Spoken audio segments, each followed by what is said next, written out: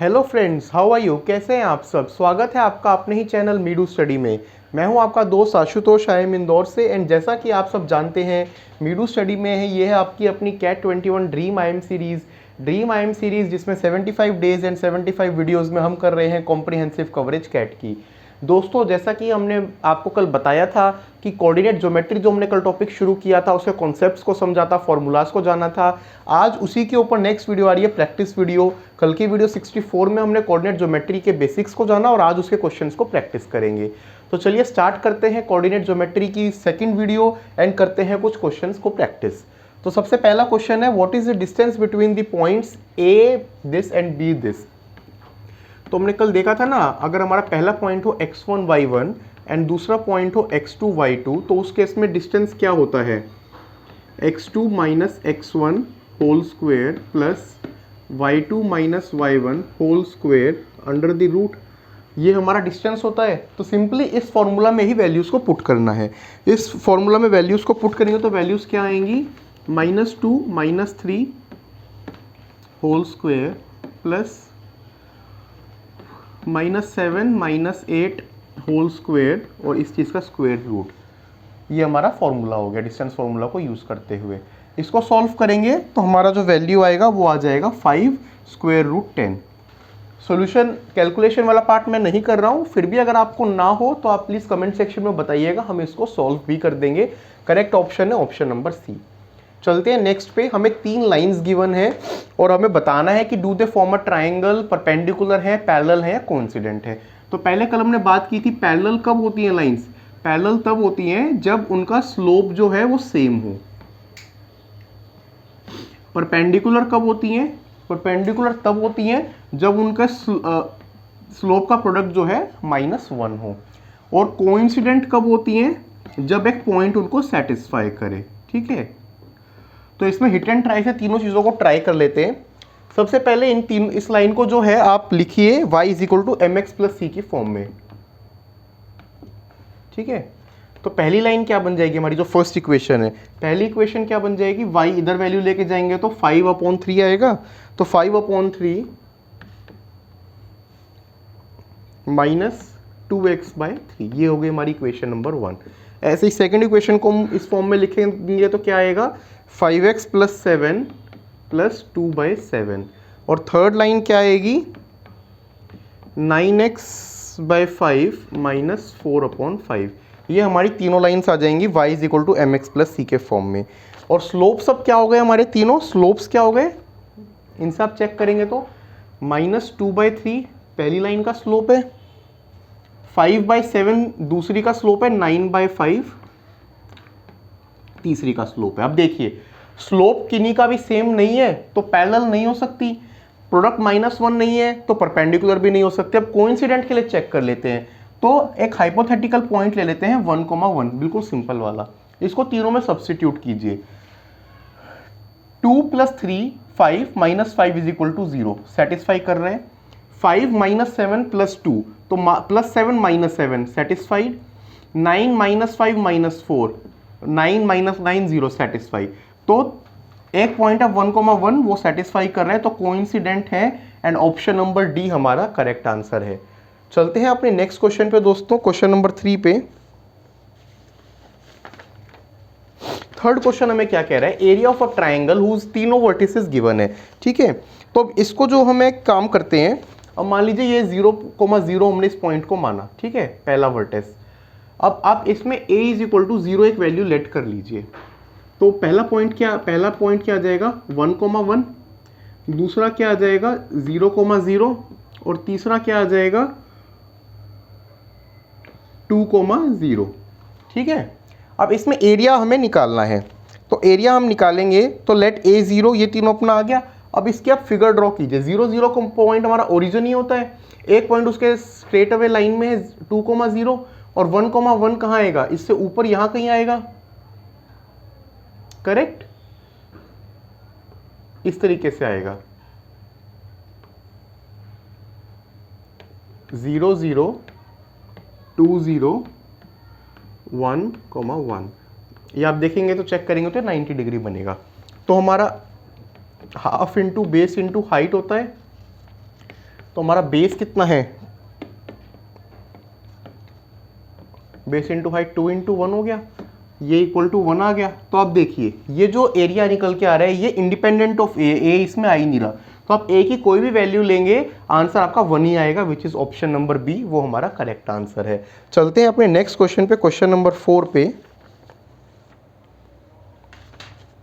Consider a triangle drawn on XY plane with 3 vertices, ये तीनों vertex given है, 41 0 0 41 and 0 0, each vertex being represented by its XY coordinates, number of points with integer coordinates inside the triangle, कितने coordinates है inside excluding the points on boundary, ये हमें बताना है। ठीक है, अब इसमें हम एक काम करते हैं, देखिए इंटीजर कोऑर्डिनेट्स हमें बताने हैं ना, तो कोऑर्डिनेट्स हमारे कौन से हैं, एक्स एंड वाई है, तो इनका सम भी क्या होगा, इंटीजर्स, क्योंकि दो इंटीजर्स का सम भी इंटीजर्स ही होता है। तो आप मान लीजिए एक इक्वेशन है x plus y is equal to k, हम ले लेते हैं इन दोनों का सम, के जो कि एक वेरिएबल है।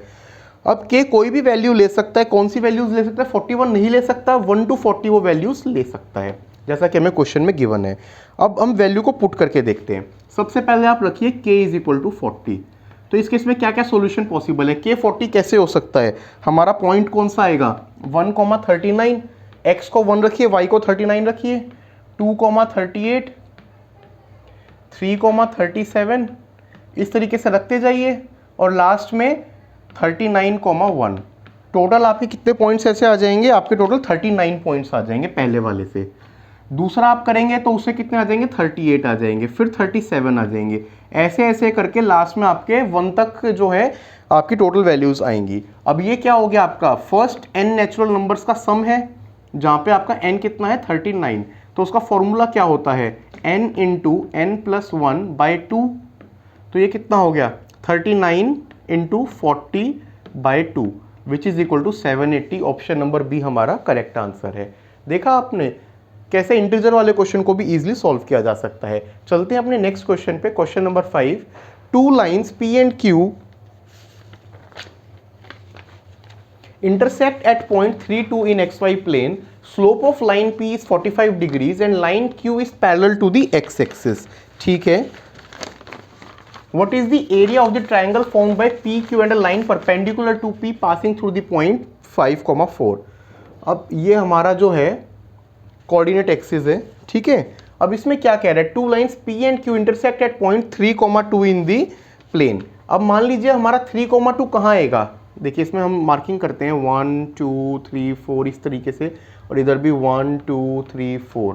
3,2 कहाँ आएगा, 3 इधर और 2 इधर, तो कहीं ना कहीं यहाँ पे हमारा वो पॉइंट आएगा।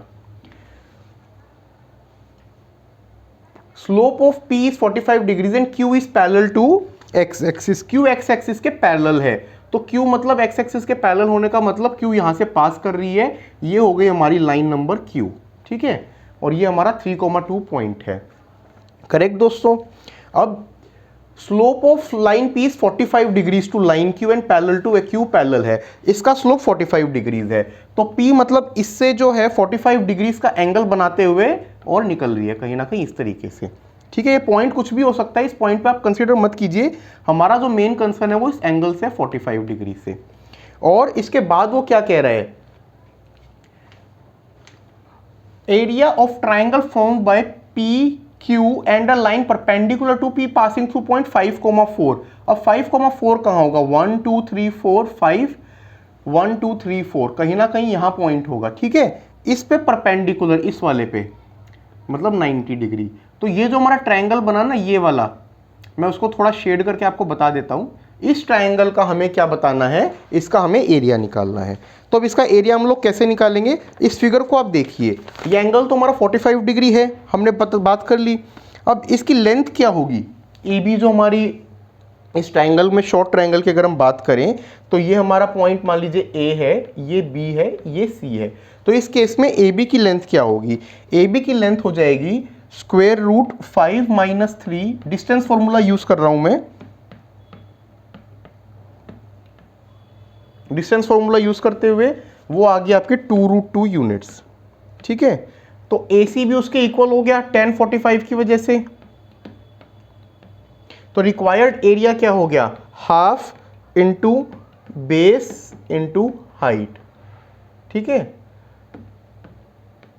2 इंटू 2 ये कितना हो गया 4, तो 4 square unit which is option number D हमारा करेक्ट आंसर है। ओके दोस्तों, चलते हैं अपने नेक्स्ट क्वेश्चन पे, क्वेश्चन नंबर 6 पे। Line √3y is equal to x is radius of the circle. ये जो हम फिगर, आप इस फिगर को रेफर कीजिए, रेडियस ऑफ द सर्कल हमें गिवन है। It's meet the circle centred at origin at point m। इस m पॉइंट के कोऑर्डिनेट्स क्या है, √3, 1।